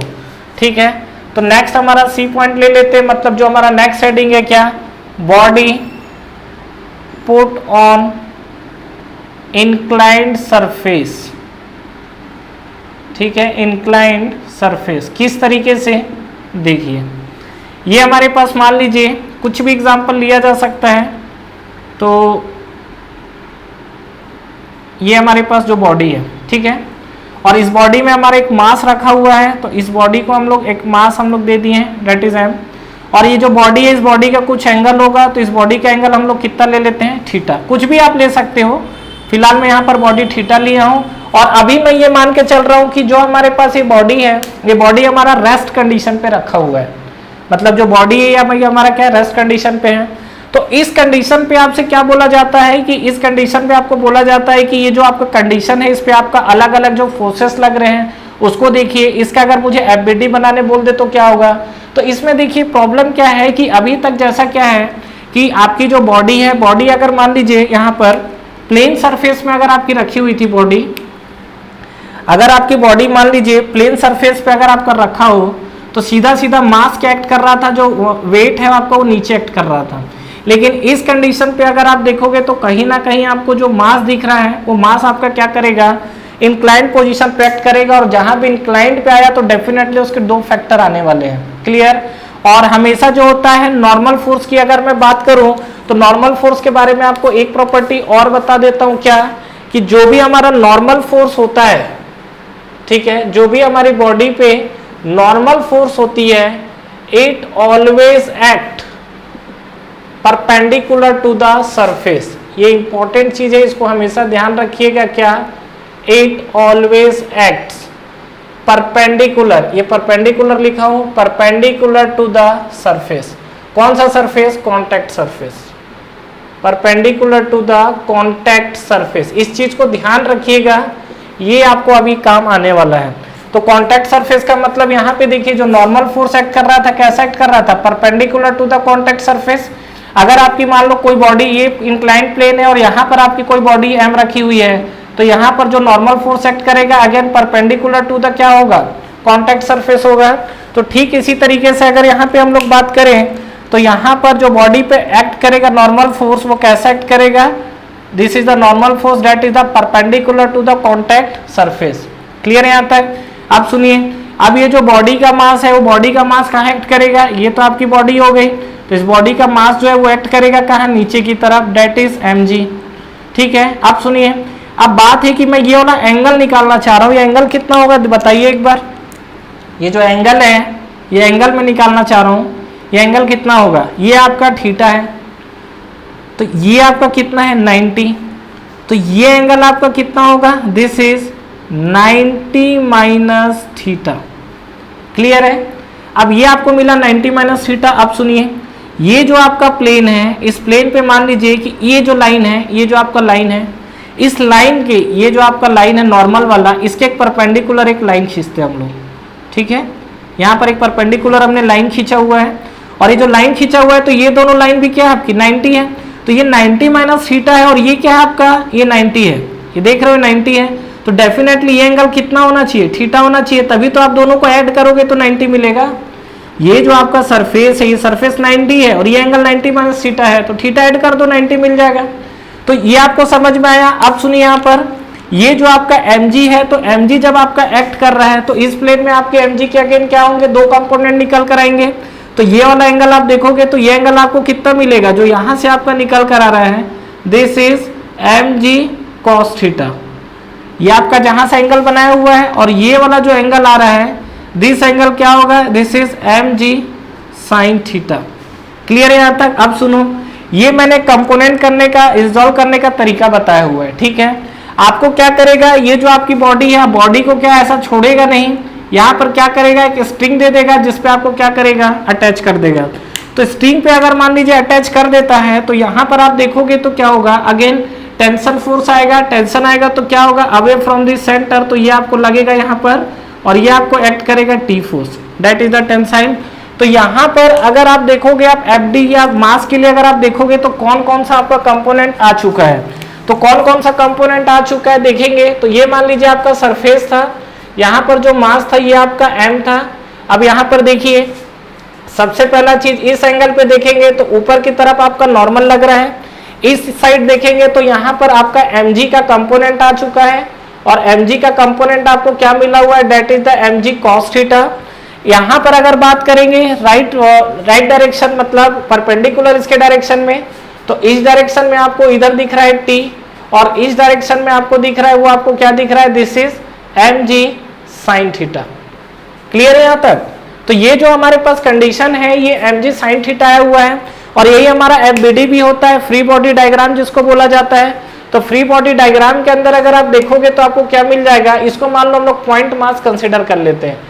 तो मतलब वही है, देखो अभी जैसे हम यहाँ पर लिखते हैं क्या, summation of fx equal to 0 लिखते हैं, fy इक्वल टू 0 लिखते हैं। तो जरूरी नहीं है कि आपका x या y डायरेक्शन में 0 करेंगे, आप किसी भी लाइन के अकॉर्डिंग टोटल फोर्स, उस लाइन के अलोंग जितने भी आपके फोर्स लगेंगे, आप सभी को समीशन करके इक्वल टू 0 रख सकते हो। जैसे यहाँ पर ये आपका लाइन है, इस लाइन के अलोंग जो फोर्स लग रहा है उसको आप इक्वल टू 0 पुट कर लो, इस लाइन के अलोंग जो भी आपको फोर्सेस लग रहे हैं उसके अकॉर्डिंग आप 0 पुट कर लीजिए। तो यहाँ पे अगर हम लोग बात करें पर्टिकुलर इस केस के लिए, तो यहाँ पर क्या होगा, दूसरा चीज, इस बॉडी के अंदर अभी क्या हमने फ्रिक्शन वाला केस कंसिडर नहीं किया है, ठीक है। जो हमारा फ्रिक्शन है वो सब हमने कंसिडर नहीं किया है, वो हम लोग करेंगे न्यूटन सेकंड लॉ में। तो यहाँ पर जब आप इसको अप्लाई करोगे तो इसको बैलेंस करिए, क्या आएगा, इस डायरेक्शन को करेंगे तो t इक्वल टू आपको मिल जाएगा क्या, mg sin थीटा, और इस डायरेक्शन को करेंगे n, तो n इक्वल टू आपको क्या मिल जाएगा, mg cos थीटा। क्लियर है। और आप इसको अगर दोनों को डिवाइड कर देते हैं, मान लीजिए ये हमारा इक्वेशन 1 है, इक्वेशन 2 है, तो इक्वेशन 1 डिवाइड बाई अगर आप 2 करोगे तो ये आपको क्या मिल जाएगा, that is equal to tan theta, और tan theta equal to again आपको क्या मिल जाएगा, t बाई n। ठीक है। तो यहां से आप देखो t निकाल सकते हो या n निकाल सकते हो, या आपको थीटा निकालना और अनदर कुछ वैल्यू दिया हो तो भी आप चीजें क्या कैलकुलेट कर सकते हैं। क्लियर है यहाँ तक। तो ये जो हमारे पास कंडीशन है वो इंक्लाइंड सरफेस के लिए आया हुआ है कि अगर आपकी इंक्लाइंड पे कोई बॉडी रखी हुई है तो वहां पे जो हमारा नॉर्मल तरीके से जो फोर्स एक्ट कर रहा है वो कितना होगा। ठीक है। अच्छा, इसके अकॉर्डिंग और हम लोग देखते हैं, तो जैसे हमारा पिछला वाला क्वेश्चन था, तो देखिए उस पर भी कुछ बात करते हैं, क्या कंडीशंस और हो सकते हैं। देखिए, तो आइए नेक्स्ट हम लोग देखते हैं पुली के केस के लिए। तो नेक्स्ट हम लोग बात करते हैं, अगर पुली हम लोग समझते हैं, आपने गांव वगैरह में देखा होगा कि जो कुएं होते हैं उसमें पुली लगाया जाता है, जिसमें हम लोग जो बाल्टी होता है उस बाल्टी को खींचा जाता है। याद आया कुछ? तो वो हमारा होता है पुली का अरेंजमेंट। वैसे पुली हम लोग यूज क्यों करते हैं, जो पुली होता है वो हम लोग यूज क्यों करते हैं। तो नेक्स्ट हम लोग बात कर रहे हैं, डी केस ले सकते हो, जो कि हमारा पुली को लेके बात हो रहा है। देखिए, जो हमारा पुली यूज करने का रीजन है, ये देखो, ये हमारा इस तरीके से हमारा स्ट्रिंग आता है। ठीक है। और ये जो हमारे पास स्ट्रिंग आता है, तो ये हमारा पुली का कुछ इस तरीके का डिजाइन है, जिसमें क्या है, इस तरीके से आपका क्या रोटेशन होता है। तो ये हम लोग जो है इसको हम लोग क्या डिफाइन करते हैं, पुली क्यों यूज किया जाता है, जो हमारा एक्सटर्नल फोर्स या एफर्ट लग रहा है उसको कम कर देता है। नॉर्मली आप कुएं से क्या करो, एक बाल्टी पानी निकालो और पुली के थ्रू निकालना उसी बकेट, उसी बाल्टी से। तो अगर आप मान लो 20 लीटर का बाल्टी डाल के अगर आप पानी निकाल रहे हो, नॉर्मल केस में अगर आप खींचोगे तो फोर्स बहुत ज्यादा लगता है, और वहीं पर अगर आप पुली यूज कर दोगे तो फोर्स क्या करता है, कम कर देता है। कैसे कम कर देता है, आपको यहाँ पर समझ में आ जाएंगी चीजें, तो इसको भी हम लोग समझते हैं। तो चलिए एक एग्जाम्पल उठाते हैं, वहां से हमें चीजें ज्यादा क्लियर होंगी। तो ये मान लीजिए कि सपोज ये आपका जो पुली कनेक्टेड है, तो यहाँ पर ये मान लीजिए हमारे पास एक पुली है और ये आपका इस तरीके से कनेक्टेड है, ठीक है। और यहाँ पर बेसिकली पुली में हमारे पास दो मास कनेक्टेड है, तो एक मास को हमने ले लिया यहाँ पर M1 और जो हमारे पास दूसरा मास हमने ले लिया है that is the M2। Clear है। इस केस में अगर आप बात करोगे तो यहाँ पर देखो ये आपकी एक स्ट्रिंग है और ये वाली आपकी क्या दूसरी स्ट्रिंग है, ये वाली, ठीक है। अब इसमें आपको करना क्या है, इस कंडीशन पे आपको बोल देगा कि जो आपका बॉडी है, आप जो पुली है, पुली में जो स्ट्रिंग में जो टेंशन आ रहा है वो आपको टेंशन निकालना है। तो टेंशन निकालने के लिए आप क्या करोगे, तो ये आपका गिवन क्वेश्चन है। अगेन आपको क्या करना है, यहाँ पर फिर से यहाँ पर टोटल जितनी स्ट्रिंग है उतनी टेंशन आएगी। तो ये वाला जो पोर्शन है ये आपका एक स्ट्रिंग है, ध्यान रखिएगा, ठीक है। तो यहाँ पर M1 है तो इसके अपोजिट पे क्या आएगा, T1 ले लेते हैं। तो M2 है तो देखो सेम स्ट्रिंग है ना, तो आपका क्या होगा, टेंशन भी आपका सेम आएगा। T1 है तो ये भी कितना हो गया T1। यहाँ पे अगर पुली को लेके बात करें तो एक ही स्ट्रिंग में आपका क्या हो जाएगा, ये आपका हो जाएगा T2। तो ये sorry not T2, this is the T1। String आपकी चेंज नहीं हुई है T1, तो ये आपकी ब्लॉक है ना, तो ब्लॉक के लिए आपका अपोजिट हो जाएगा T1। और इस अगर इसके लिए बात करेंगे तो स्ट्रिंग आपका चेंज हो गया, तो पुली से आपका क्या होगा, अवे फ्रॉम दी लगेगा बॉडी, तो ये आपका क्या बन गया T2। तो यहाँ पर अगर आप इसको डिफाइन करना चाहते हो और इस पे और क्या क्या एक्ट करेगा, यहाँ पर ये है तो यहाँ पर आपका एक्ट करेगा दिस इज द M1G, और यहाँ पर जो आपको एक्ट करेगा ये आपको क्या एक्ट करेगा, M2G। तो यहाँ पर देखिए आपको चीजें क्या मिलेंगी, ये आपको मिलेगा M1। तो यहाँ पर अगर मैं M1 को लेके बात करूँ तो ये देखिए ये हमारे पास बॉडी M1 है, फ्री बॉडी डायग्राम बना रहा हूँ। तो M1 में अगर आप देखेंगे तो ऊपर की तरफ लग रहा है दिस इज T1 और नीचे की तरफ आपका क्या लग रहा है, ये आपको लग रहा है M1G। तो फाइनली हम इक्विलिब्रियम में क्या लिख सकते हैं, that is equal to T1 equal to M1G।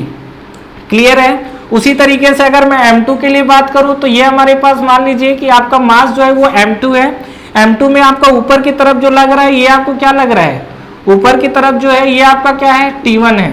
नीचे की तरफ जो आपका मास लग रहा है ये आपको क्या लग रहा है, दिस इज M2G। तो फाइनली यहाँ पर हम लोग लिख सकते हैं क्या, T1। ये अगर आप देखोगे तो T1 इक्वल टू अगेन यहाँ पर क्या दिख गया आपको, this is equal to T1 equal to M2G। Clear है यहाँ तक। तो ये आपका जो कंडीशन है मास के लिए है, तो T1 इक्वल टू M1G आ गया। यहाँ पर T1 की वैल्यू रखोगे या जो भी आप रखेंगे तो आपको M2G मिल जाएगा। और अगर मैं पुली के लिए बात करता हूँ तो पुली के लिए आपका क्या हो जाएगा, अच्छा एक चीज ध्यान रखना, जो हमने यहाँ पर पुली जो कंसिडर की हुई है उसके लिए दो कंडीशन है। पहला, ये जो आपकी पुली है ये आपका क्या होना चाहिए, मास लेस होना चाहिए या वेट लेस होना चाहिए, जो भी बोल दो, ठीक है। नो मास होना चाहिए, मतलब मास लेस होना चाहिए। और दूसरा, यहाँ पर जो स्ट्रिंग है वो भी मास लेस होनी चाहिए, प्लस इनके बीच में फ्रिक्शन कंसिडर नहीं किया गया, पुली और जो स्ट्रिंग है, ठीक है। तो देयर इज नो फ्रिक्शन, ठीक है। यहाँ पर लिखते हैं हम लोग नो फ्रिक्शन बिटवीन किसके किसके बीच में, पुली और स्ट्रिंग के बीच में, no friction between pulley and string. Clear है यहाँ तक। तो ये हमारा एक बेसिक डिफरेंस था जिसको आपको ध्यान रखना है। एक तो आपका जो है पुली ये जो आपका मासलेस होना चाहिए, और दूसरा ये फ्रिक्शन नहीं होना चाहिए पुली और स्ट्रिंग के बीच में। क्लियर है यहाँ तक। तो ये चीज ध्यान रखिएगा। तो ये T1 इक्वल टू M1G आया हुआ है यहाँ से, और T1 इक्वल टू यहाँ M2G आया हुआ है। अगर मैं इस पुली को लेके बात करूंगा तो इस पुली में आपको क्या क्या दिख रहा है, ये जो हमारे पास पुली है यहाँ पे आप देखोगे तो ऊपर की तरफ जो फोर्स लग रहा है T2 और 2 लग रहा है नीचे की तरफ, तो ये आपका आ जाएगा T2। और यहाँ पे अगर आप बात करोगे तो ये आपका आ गया T1 और ये आपका क्या दिख रहा है T1। तो फाइनली हम यहाँ पर लिख सकते हैं क्या, T2 equal to twice of T1। Clear है। या यहाँ से बहुत ही इंपॉर्टेंट कंक्लूजन ये निकाला जा सकता है, T1 इक्वल टू T2/2। मतलब आप ये बोल सकते हो क्या कि जो हमारा पुली है, पुली से जो भी आपके स्ट्रिंग कनेक्टेड होगी, अब डेफिनेटली जो पुली यहाँ से 2 स्ट्रिंग ही आ रहा है, तो यहाँ पर जो भी आपका इसका टेंशन है ना, दोनों क्या हो जाएंगे, हाफ हाफ हो जाएंगे। मतलब आप ये स्ट्रिंग की बात करोगे तो T1 आपको कितना मिलेगा, T1 इसका हाफ मिलेगा, that is equal to T2/2। और T1 भी यहाँ भी देखोगे तो आपको क्या मिलेगा, ये आपको हाफ मिलेगा, डेट इज T2/2। क्लियर है यहाँ तक। तो इस चीज को ध्यान रखिएगा। तो ये हमारा जो पुली से रिलेटेड जो स्ट्रिंग का अरेंजमेंट था उसके बारे में हमने यहाँ पर बात किया हुआ है। क्लियर। अब हम लोग चलिए काम करते हैं, इंक्लाइंड सरफेस जो देखे थे उसमें अब हम लोग क्या कर देते हैं, पुली अरेंज कर देते हैं। और पुली अरेंज करने के बाद देखिए आपको फाइनली क्या मिलता है। ठीक है, क्या बोला जा रहा है, हमें एक इंक्लाइंड सरफेस, एक क्वेश्चन है, क्वेश्चन लेके चलते हैं, ज्यादा समझ में आएगी चीजें। तो ये हमारे पास क्या है, सरफेस है। सरफेस पे हमने क्या किया हुआ है, एक हमारे पास ये बॉडी है, इस बॉडी का मास अभी, चलो हम लोग इसको कुछ वैल्यू लेके बनाएंगे। और यहाँ पे आप देखोगे तो ये हमने एक लगा दिया है पुली। ठीक है, और इस पुली से आपका एक तो स्ट्रिंग कनेक्टेड है सीधा सीधा बॉडी, और एक हमारा स्ट्रिंग कनेक्टेड है, यहाँ पर हमने एक बॉडी लगा दिया है, जो बॉडी आपका क्या हैंग किया हुआ है। ठीक है, और अगेन यहाँ पे बात करते हैं एंगल को लेके, तो चलिए एंगल हम लोग ले लेते हैं, दिस एंगल इज 30 डिग्री। और यहाँ पे अगर हम लोग मास को लेके बात करें तो यहाँ पर हम लोग चलिए मास ले लेते हैं, ये आपका मास है 10 kg, और यहाँ पे हम लोग मास इसको ले लेते हैं कितना, this is equal to 5 kg। Clear है, और ये हमारे पास कंडीशन है। आपको इसमें फाइंड आउट क्या करना है, टेंशन निकालना है आपको स्ट्रिंग में आपको कितना टेंशन आ रहा है वो निकालना है।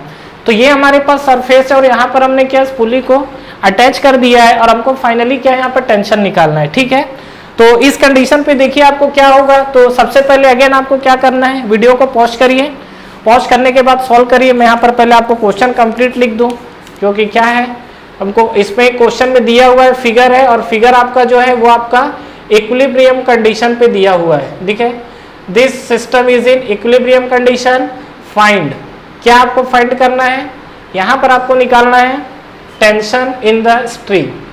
ठीक है, फाइंड टेंशन इन स्ट्रिंग, तो ये चीज हमको क्या है फाइंड आउट करनी है।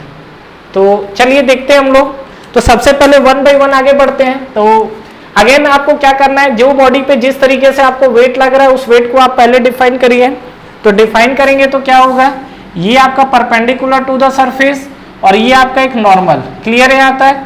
तो ये जो हमारे पास नॉर्मल है, तो ये आपको याद हो तो अभी हमने देखा था कि अगर ये 30 डिग्री है, दिस इज ऑल्सो 30 डिग्री, तो ये आपका 30 डिग्री और इस पे जो मास एक्ट कर रहा है वो आपका नीचे की तरह एक्ट कर रहा है। तो नीचे की तरफ एक्ट करेगा तो ये आपको क्या मिलेगा, ये जो हमको कंडीशन है यहाँ पर, तो पहले ये देखिए मास आपका कितना लगेगा, 10 kg है।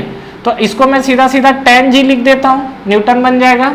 तो यहाँ पर अगर बात करेंगे तो ये जो हमारा है दो फैक्टर निकल कर आएंगे, क्या ये जो हमारे पास है, तो ये हमारे पास आएगा 10 g, यहाँ से एंगल बन रहा है तो ये हमारे पास कितना हो जाएगा, this is equal to cos 30, और ये वाला अगर आप देखोगे तो ये आपको मिल जाएगा 10 g ऑफ sin 30। क्लियर है यहाँ तक। आप सुनो, ये जो हमारी बॉडी है, ये तो अभी हमने क्या इस बॉडी को रिजोल्व किया है। इस बॉडी पे यहाँ पे देखोगे तो स्ट्रिंग एक है कि दो है, सिंगल स्ट्रिंग है, तो टेंशन भी आपको क्या मिलेगा, एक ही मिलेगा। तो अगर ये बॉडी इधर खिंचा रही है तो यहाँ पर बॉडी पे क्या अपोजिट साइड लगेगा, दिस इज टी, और सेम स्ट्रिंग है तो यहाँ भी आपको क्या लगेगा, this is equal to T. Clear है यहाँ तक। और यहाँ पर अगर मैं बॉडी पे देखूं तो बॉडी पे क्या होगा, नीचे की तरफ फोर्स लगेगा, और नीचे की तरफ जब फोर्स लगेगा तो ये बॉडी आपको क्या दिखेगा, ये जो है तो ये आपको दिखेगा कितना, 5 × g। क्लियर है यहाँ तक। तो ये हमारा एक स्टेबल कंडीशन में हमने बॉडी का एक बीडी बनाया हुआ है। तो इस कंडीशन पे भी आप बिल्कुल इजिली आइडेंटिफाई कर सकते हो। किस तरीके से, पहला यहाँ पर देखिए ये जो आपका t है, तो यहाँ पर अगर देखोगे तो t = 5g, और यहाँ से आपको डायरेक्ट क्या टेंशन मिल जाएगा। अगर देखिए जैसे मैं ये बात कर रहा हूँ, ये बॉडी हमारे पास है और ये हमारे पास बॉडी जो है ये आपका 5 kg है, इस पे एक फोर्स आपका ऊपर की तरफ लग रहा है, that is equal to t, और जो नीचे की तरफ लग रहा है that is equal to 5g। तो यहाँ पर अगर आप देखोगे तो t = आपको क्या मिल जाएगा, this is equal to 5g। Clear. अच्छा, इस बॉडी का अगर मैं FD बनाना चाहूँ, FBD फ्री बॉडी डायग्राम बनाना चाहूँ, तो ये हमारे पास जो बॉडी है तो ये हमने एक पॉइंट मास से रिप्रेजेंट किया, और ये हमारे पास कितना है, इस बॉडी का जो वेट है ये हमारे पास है 10 kg। ठीक है, तो यहाँ पर क्या क्या एक्ट कर रहा है, एक तो आपका ये एक्ट कर रहा है 10g, ठीक है, cos 30, 10g cos 30, और यहाँ पे अगर बात करेंगे तो ये आपको कितना एक्ट कर रहा है, this is equal to 10g sin 30। ये 10g cos 30 है और ये आपको कितना मिल रहा है, this is equal to 10g sin 30। Clear. और नेक्स्ट हम लोग बात करेंगे तो ये हमारे पास टेंशन क्या है, t, तो यहाँ पर हमने लिख दिया, इसको हमने क्या लिखा, t। तो यहाँ पर जब आप इसको सिंप्लीफाई करोगे तो आपको क्या क्या वैल्यू मिलेगा, देखिए यहाँ पर, तो ये आपको और कोई फोर्स है क्या, 1, 2 और ये 3 डायरेक्शन का जो हमको फोर्स दिखा है, तो यहाँ पर t इक्वल टू आप निकालोगे तो ये आपको मिलेगा tan g sine of 30। Clear है? अब देखो हमारे पास ये भी t की वैल्यू दे रहा है, ये भी t की वैल्यू दे रहा है, दोनों वैल्यू सेम आएगी अलग अलग आएगी? हम लोग क्या कंसिडर करें? हम लोग नहीं कंसिडर किया, ऐसा होता है। तो यहाँ पर ये जो आपको t की वैल्यू सेम है तो यहाँ भी आपको सेम मिलनी चाहिए। तो कैसे सेम मिल सकती है? देखो g की वैल्यू अगर आप 10 रखोगे तो यहाँ पर t इक्वल टू आपको कितना मिल गया? That is equal to 50 newton. और यहाँ पे अगर आप बात करोगे t equal to tan g sin 30 है, तो 10 जब रखोगे तो आपका क्या हो जाएगा? tan g मतलब 100 और sin 30 क्या होता है? 1/2। That is again t equal to आपको कितना मिल गया? 50 न्यूटन। ठीक है, तो कान चाहे ऐसे पकड़ो चाहे उसे पकड़ो, पकड़ाएगा कान ही। ठीक है, तो ये आपका जो है किसी भी तरीके से आप स्ट्रिंग को यूज करो, अगर आपका क्या कैलकुलेशन करेक्ट है तो आपको उस कंडीशन में क्या है, जो भी आपको फोर्सेस दिख रहे हैं वो फोर्सेस आपको क्या दिखेंगे? सेम दिखेंगे। क्लियर है यहाँ तक? तो ये तक अभी तक हमने जो देखा ये कुछ अलग अलग टाइप्स के जो क्वेश्चन थे, बाकी आप लोग क्वेश्चंस लगाते रहिए। और एक मैं आपको चीज इंपॉर्टेंट कंसेप्ट और बता देता हूं लामीज थ्योरम को लेके। शायद हमने लामीज थ्योरम पढ़ रखा होगा, अगर हमने पढ़ रखा है तो बहुत खुशी की बात है, आता है तो और भी खुशी की बात है, और नहीं आता है तो इसमें दुख होने वाली बात नहीं है। हम लोग इसको देख लेते हैं। ठीक है, कंसेप्ट ऑफ लामी थ्योरम। ठीक है, लामीज थ्योरम जो होता है बड़ा ही बेहतरीन थ्योरम, और ये जो आप समीशन ऑफ एक्स और एक्स वाई जो आप यूज करते हो उससे हम लोग बच जाएंगे। ठीक है, लेकिन इसके साथ एक बाउंडेशन है। बाउंडेशन क्या है? जो लामीज थ्योरम है, it always acts for when 3 forces simultaneously acts on the body.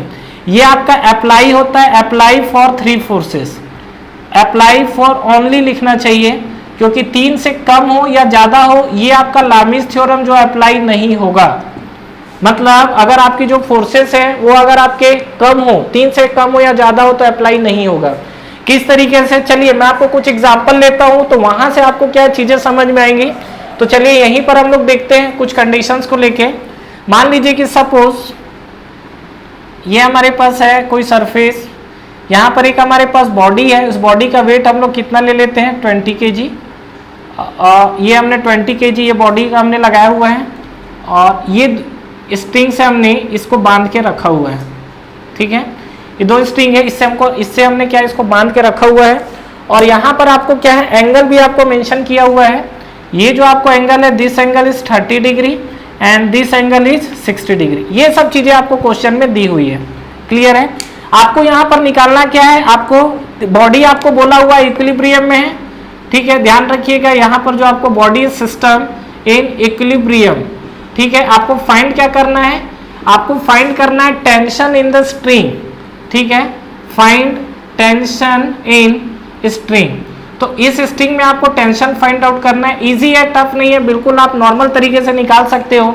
तो लामीज थ्योरम अप्लाई करने से पहले तो ये समझ लेते हैं कि जो हम लोग अभी तक नॉर्मल तरीका जो फॉलो कर रहे थे उसको हम लोग देख लेते हैं। तो ये हमारे पास 20 kg जो है, तो यहाँ पर आपको मान लीजिए जो आपकी बॉडी है ये आपको 20 kg यहाँ लिखा हुआ है, तो यहाँ पर इसी में बनाते हैं।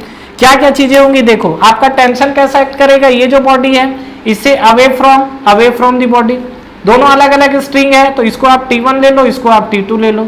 और कोई फोर्स लगेगा क्या? डेफिनेटली लगेगा। कौन सा फोर्स होगा? ये जो डाउनवर्ड लग रहा है, और जो डाउनवर्ड फोर्स लगेगा वो कितना लगेगा? इसका टोटल जो वेट होगा, तो वेट हम लोग कितना ले लेते हैं? 20 g वेट ले लेते हैं हम लोग। अब यहाँ पे हम लोग बात करते हैं, T1 है, ये T2 और ये आपका जो 20 g लगा हुआ है। तो नॉर्मल कंडीशंस पे अगर आप जाओगे तो ये वाला कंडीशन को अब हम लोग FBD पे ड्रॉ करते हैं। FBD मतलब समझ गए, फ्री बॉडी डायग्राम। तो अब देखिए यहाँ पर मैं इसको सिंप्लीफाई करना चाह रहा हूँ, तो किस तरीके से हम लोग कर सकते हैं। तो आइए देखते हैं हम लोग। सबसे पहला चीज यहाँ पर ये जो हमारे पास बॉडी है, ये जो अगर हमारे पास बॉडी देखेंगे तो बॉडी आपको क्या मिलेगा? यहाँ पर 20 g है, तो यहाँ पर हमने लिख दिया है 20 kg का हमारे पास बॉडी दिया हुआ है। तो चलो ये है, इसमें एक आपका फोर्स यहाँ से लग रहा है, एक स्ट्रिंग जो है अगर आप देखो तो एक स्ट्रिंग आपका ये लगा हुआ है फोर्स, एक स्ट्रिंग हमारे पास ये लगा हुआ है, इसको हटा देते हैं, और एक फोर्स हमारे पास ये लगा हुआ है। ठीक है, और फाइनली जो यहाँ पर आप देख रहे हो तो यहाँ पर आपको दिख रहा है this is equal to 20 kg। Clear? अब यहाँ पे देखिए नीचे जो लग रहा है this is equal to 20 g, यहाँ पर जो आपको लग रहा है ये है आपको T2, और ये जो एंगल पे लग रहा है ये आपको लग रहा है T1।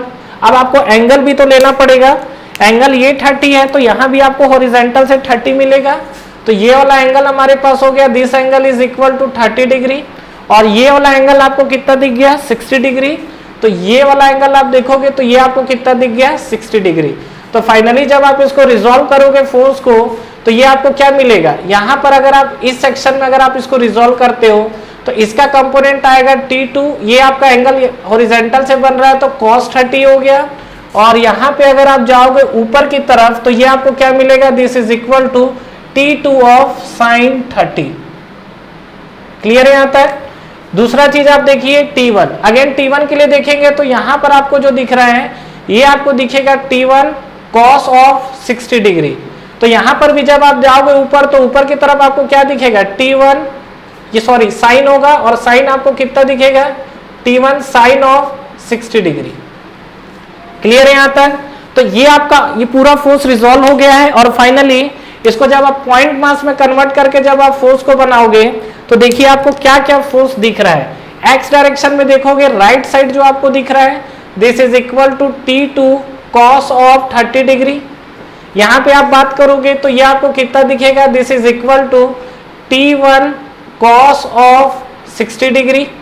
ऊपर की तरफ जाओगे तो ऊपर की तरफ आपको दो फोर्स एक्ट कर रहे हैं, ये जो आपका है ऊपर की तरफ एक तो आपको एक्ट कर रहा है T2 sign of 30, T2 sign of 30, और एक आपको एक्ट कर रहा है क्या T1 वाला कंपोनेंट T1 साइन ऑफ 60।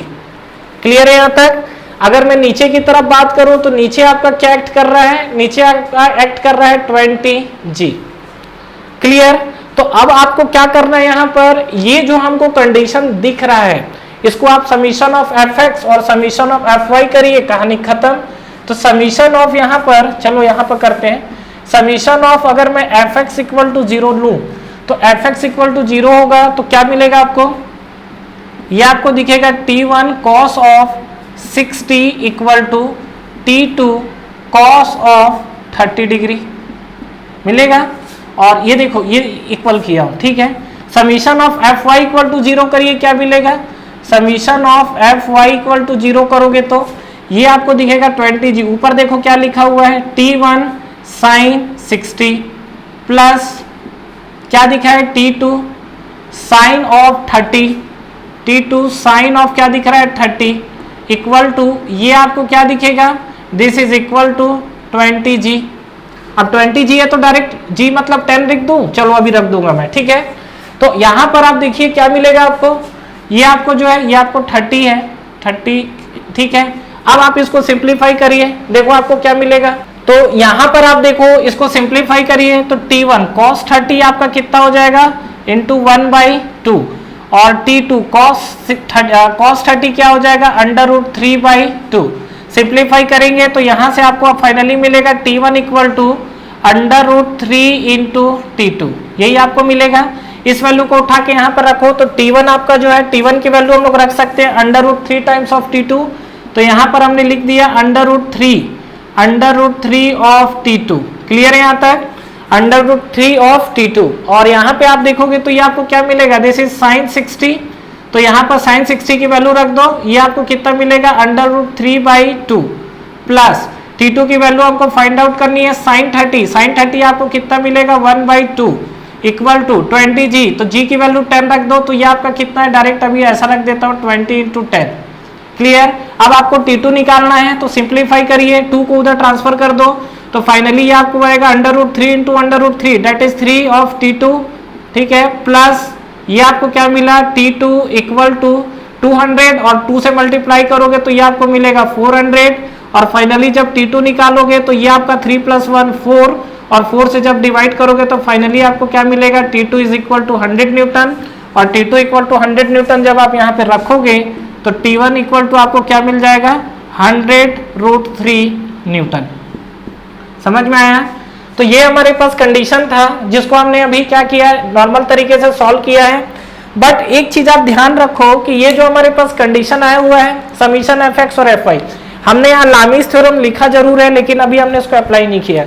अगर यहाँ 3 फोर्सेस एक्ट कर रहे हैं, पहला तो देखो क्या 3 फोर्सेस एक्ट कर रही है, चेक करते हैं। एक आपका जो फोर्सेस एक्ट कर रहा है डायग्राम में ही चेक कर लो, यहाँ पर आपका क्या क्या फोर्सेस एक्ट कर रहा है, एक आपका देखो ये वाला फोर्स एक्ट कर रहा है T1 T2, एक आपका T1 एक्ट कर रहा है, एक आपका क्या कर रहा है W एक्ट कर रहा है।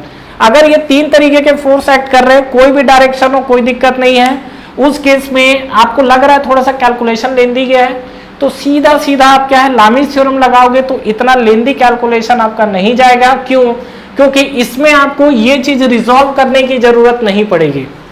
ध्यान दीजिएगा क्या बोल रहा हूं, लामीज थ्योरम में ये चीजें आपको रिजॉल्व करने की जरूरत नहीं पड़ेगी। किस तरीके से, देखिए हम लोग कर क्या सकते हैं यहाँ पर, अब मैं इसको रफ कर रहा हूं, ठीक है। ये वैल्यू जो आई है, वैल्यू को एक बार लिख लेते हैं, जो भी हमारे पास वैल्यू आया है, क्योंकि इसको अभी हम लोग क्या है मैच करने वाले हैं। T1 की वैल्यू आई है आपका 100√3 न्यूटन, और T2 की जो वैल्यू आई है that is equal to 100 newton. Clear? अब क्या है देखिए, इसमें हम लोग लगाते हैं लामीज थ्योरम, और लामीज थ्योरम देखिए, तो सबसे पहले लामीज थ्योरम अप्लाई कैसे होता है उस चीज को समझना जरूरी है। तो लामीज थ्योरम मेरी इच्छा है लगाओ, तो किस तरीके से अप्लाई होता है लामीज थ्योरम बोलता है क्या है, सबसे पहला चीज कि आपको तीन तरीके के फोर्सेस होने चाहिए, मतलब तीन फोर्सेस एक्ट करने चाहिए। तीन फोर्सेस में मान लो कि एक मैंने F1 ले लिया है, एक मैंने F2 ले लिया है, और एक मैंने ले लिया F3 ले लिया है, ठीक है। अब क्या करना है हमको, अब इनके सामने वाला एंगल, और एंगल ध्यान रखिएगा F1 है तो F1 वाला जो एंगल है तो ये वाला एंगल मैं ले रहा हूं, दिस एंगल इज मान लो θ1 ले लेते हैं। F2 के जो सामने वाला एंगल है ये एंगल, इस एंगल को मैं ले लेता हूं θ2, और F3 वाला एंगल ये है तो इस एंगल को मैं क्या ले लेता हूं, that is equal to θ3। Clear? तो यहाँ पे अगर हम लोग बात करेंगे तो अब देखिए लामीज थ्योरम क्या बोलता है, अकॉर्डिंग टू लामीज थ्योरम किसी भी जो साइड है, जिस डायरेक्शन में आपका फोर्स लग रहा है उस फोर्स को लेना है और डिवाइड बाई साइन एंगल लेना है, एंगल उसके अपोजिट वाला रहेगा। मतलब ये जैसे मैं लिखता हूं यहाँ पर F1, तो यहाँ पर अगर F1 लिखूंगा तो F1 डिवाइड बाई यहाँ पर क्या लिखूंगा मैं, that is equal to sine θ1, sine θ1, ठीक है, इक्वल टू यहाँ पर अगर मैं बात करूंगा F2 को लेके तो F2 इक्वल टू आपको क्या बन जाएगा, that is equal to sine θ2। Clear? उसी तरीके से अगर मैं F3 को लेके बात करूंगा तो F3, ये जो मैंने F3 को लेके बात किया हुआ है तो F3 डिवाइड बाई ये आपको क्या मिल जाएगा, this is equal to sine of θ3। Clear है यहाँ तक? ठीक है, तो ये हमारे पास है, ये हमारे पास जो इसी को हम लोग क्या बोलते हैं, that is the Lami's theorem. बहुत इजी है, बिल्कुल आप बहुत इजी तरीके से इसको अप्लाई कर सकते हो। इसमें देखो किस तरीके से अप्लाई होगा उसको समझ लेते हैं। जैसे यहाँ पर तीन फोर्स एक्ट कर रहा है तो यहाँ पर ये हमारे पास तीन फोर्स हमने ले लिया है, ठीक है। पहला देखो ये वाला जो फोर्स है हमारा, ये फोर्स है हमारा date is equal to T1, ये हमारे पास T2 है, और ये जो नीचे वाला फोर्स लग रहा है ये हमारे पास 20G है। क्लियर? अब आपको एंगल देखो लेना पड़ेगा, तो एंगल आपको रेफरेंस के लिए तो लेना पड़ेगा, तो एक यहाँ पर एंगल इस तरीके से ले लेते हैं ताकि हमें इजी हो। देखिए ये वाला एंगल 30 है तो ये भी एंगल 30 होगा, तो इस एंगल को हमने क्या ले लिया, this is equal to 30 degree, और उधर ये एंगल आपका 60 है तो ये भी एंगल आपका कितना हो जाएगा, 60। तो ये वाला एंगल आप देखोगे तो ये भी आपको कितना दिख जाएगा, 60। तो अगर आप इसमें बात करोगे तो आपको क्या दिखेगा, 30 है 60 है। तो यहाँ पर अभी हम लोग जैसे रिजॉल्व किए थे, रिजॉल्व नहीं करना है, सीधा आप इस पे आ जाइए।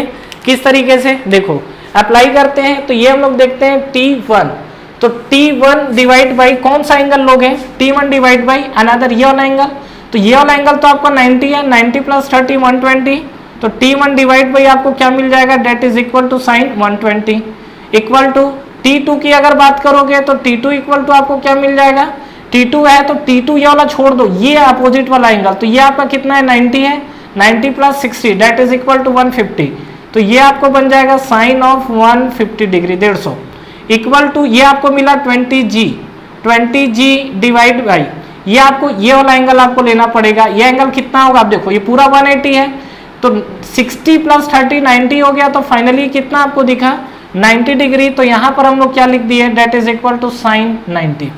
क्लियर है यहाँ तक? तो अब आप इसको सिंप्लीफाई करो, तो अब देखो ये वाले इक्वेशन को इससे बैलेंस कर दो, क्या आ जाएगा, ये आपको आ जाएगा T1 इक्वल टू 20G, तो डायरेक्ट 200 लिख देते हैं, 200 साइन 90 की वैल्यू 1, और ये आपका क्या हो जाएगा 200 डायरेक्ट, चलो यहाँ पे लिख देता हूँ, that is equal to sine 90, और इनटू आपको क्या मिलेगा, that is equal to sine of 120 degree. तो यहाँ पर साइन 90 तो 1 हो गया, साइन 120 को क्या लिख सकते हैं, साइन 90 प्लस 30, और sine 90 plus theta that is equal to cos theta, तो यहाँ पर हम लोग लिख दिए 200 और यहाँ पर आपको क्या दिख गया, that is equal to cos 30 और cos 30 की वैल्यू कितनी होती है, √3/2। तो यहाँ पर देखो इस वैल्यू को मैं रख रहा हूँ, सिंप्लीफाई कर रहा हूँ, that is equal to 200 into √3/2 और यहाँ पर फाइनली आप देखोगे तो T1 की वैल्यू आपको क्या मिल गई, that is equal to 100√3 Newton.